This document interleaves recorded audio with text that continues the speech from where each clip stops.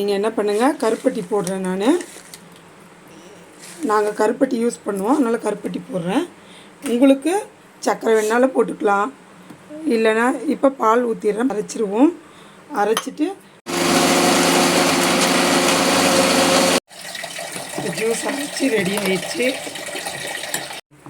நம்ம கருப்பட்டி போட்டதால் நமக்கு இந்த மாதிரி கலரு வேறு கலரில் தெரியுது. நம்ம இப்போ தண்ணி கொஞ்சம் லைட்டாக வேணால் சேர்த்துக்கலாம். ஐஸ் க்யூப் போட்டுக்கோங்க. ஐஸ் க்யூப் போட்டுக்கோங்க. Juice ready. அதெல்லாம் கட்டினா ஒழுகும்.